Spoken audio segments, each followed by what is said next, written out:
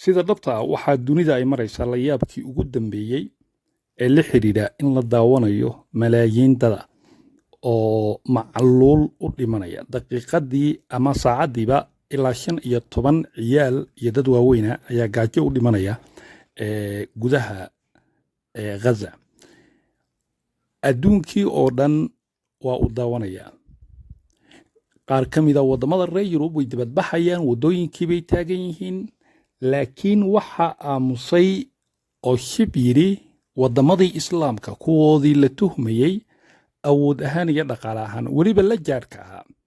waxyaabaha cajiibka waxaa ka mid ah in Masar ay qayb ka tahay in dadka reer Falastiin lagu laayo macluusha, oo ninka madaxweynaha u ah dalka Sisi waa ninka amrayay ciidamadiisu inay hor istaagaan ajaanib ka timid qaaradda Yurub oo u socotay inay geliyaan raashin Gaza.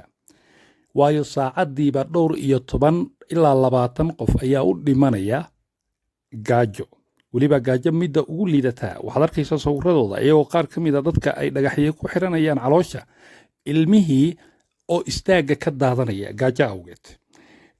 adduunkii oo dhan wuxuu noqday runtii sida maaweelo oo kale, in la yidhaahdo keliya waxaan aqoonsan doonnaa state la yidhaahdo Palestine, waxaan samayn doonnaa tallaabo noocaas ah, waxaan qiimayn doonnaa, iyadoo ay ballanqaadyada bilo kadib ay yihiin khudbada ay yihiin iyo dadkii oo runtii isugu soo baxaya waddooyinka oo dhigaya dibadbaxay. laakiin taasi ma hakinayso geerida, gaajada iyo macluusha u dhimanayaan dadka reer Gaza. waxaadna moodaysaaba inaanay cidna xanuun ku hayn ama aysan ku hayn wax dareena dhibaatada xoogga leh ee ka jirta gudaha Gaza. Israa'iil waxay u isticmaalaysaa qaab huba inay runtii dadkani ay gaajo ku disho, qaarna ay madfac ku layso, deedna ay dhulkaasi meel cidla ah ay ka qaadato. waayo dadkan hadday baxaan oo meel kala tagaan berri dhulkooda way u soo laabanayaan. Israa'iil lama rabto, waxay rabtaa inay hubiso dambastooda oo ay xitaa lafahooda shiido oo ay gubto. arrintaa awgeed adduunkii oo dhan wuxuu ku ceebaysan yahay runtii in lagu daawado caruur, waayeel, dhalinyaro oo aan ahayn dad hubaysan, oo ah dad masaakiina oo shacaba oo gaajo u le'anaya oo aan haysan waxay afka geliyaan. shacabka Masar oo intaasoo milyana halkii ay cadaadis saari lahaayeen dowladdoodii oo ay isku dayi lahaayeen inay mar walba xuduuddaasi inay dowladda raashin ka geliso, waxay beddelkeedii sameeyeen in quraarado ama dhalooyin iyo cagada lagu guro raashin yaryar oo gasacdaysan, deedna badda lagu daadiyo. runtii waana caqli aad u ciriiri u ah. waxyaabaha cajiibka waxaa ka mid ah Masar sababta aysan u gurmanaynin, aysan u galayn gudaha Gaza oo aysan ula gaarayn wax raashin degdeg ah waxa weeyaan Masar sanad walba waxaa la siiyaa 1.3 bilyan oo doolarka Maraykanka ah, waxaana siiya dowladda Maraykanka ayaa siisa. haddii ay tallaabo qaado oo ay xuduuddaasi wax ka galaan ama ka gudbiso, lacagta waa laga joojinayaa. marka dowladda Masar waxay ilaashanaysaa lacagteeda sanadlaha uga soo dhacaysa dhinaca dowladda Maraykanka. sidaa awgeed waxba kama gelin malaayiin muslima oo la jaara oo runtii ah dad shacab oo masaakiina oo gaajo loo laynayo. maantana Soomaaliya waxay doonaysaa inay Masar ka dhigato xulufo iyo isbahaysi siyaasadeed inay ka dhigato, oo waxay u arkaysaaba dowlad macno leh oo wax tari karta ama wax soo kordhin karta. oo waxyaabaha cajiibka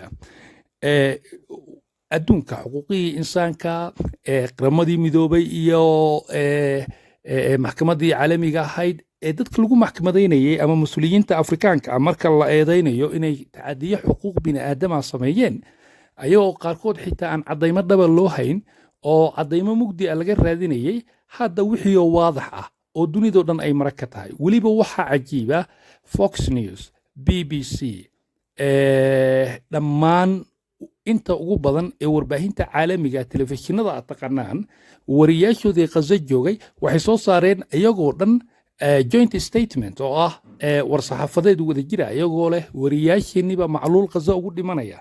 fadlan Israa'iil waxaan ka dalbanaynaa inay noo fasaxdo inay soo baxaan wariyaashaas oo ay ka soo baxaan Gaza, ama inaan ku sinno u geydno waxa ay cunaan ayagoo Gaza jooga. waxaad moodaysaa marar qaarkood in adduunka uu daawanayo ruwaayad. Israa'iil waa dal aad u yar oo weliba dal lama oran karo, waa deegaan yaroo kooban oo gudaha Falastiin ku yaalla, malaayiin dhowr ahba ku nool oo la isu geegeeyo inta badanna ah dad ka soo jeeda asal ahaan qaaradda Yurub. waxaa marka cajiib ah in 100 milyan oo muslimiina oo ku gadaaman dadka baahida lagu dilayo maanta iska daaya inay tallaabo qaadaan oo ay gurman sameeyaan, inaanay awoodin xitaa inay si cad u hadlaan oo warbaahinta ka sheegaan dhibaatada dadka haysata, oo mid walba uu saaran yahay cadaadis xoog leh. waxyaaba markaa dib u eegto runtii ka dhacaya Gaza waa imtixaan guud oo dunida oo dhan uu Ilaahay marsiinayo, waana arrin mucjisadeeda wadata, waana arrin natiijada ciqaabteeda dunida ay wada arki doonto. waxayna u badan tahay tan inay tahay cashar ku socda ummad kasta oo islaama oo aan lahayn midnimo iyo muwaafaqo dowladeed oo xoog leh. wayna sahlan tahay dalalka Soomaaliya ay la mid tahay ama la midka ah ee muslimiinta inay la kulmaan tan oo kale. aad baynu ugu macquulsan tahay weliba haddii aanay runtii dhalan awood dowladeed iyo midnimo aanay iman.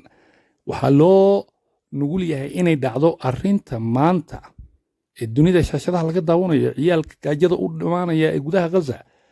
marka ceebaha dunida ugu waaweyn ee soo maray taariikhda inta la xasuusto ee ku saabsan xagga bini'aadanimada ayay tani 1 iyo 2 iyo 3 ba u tahay.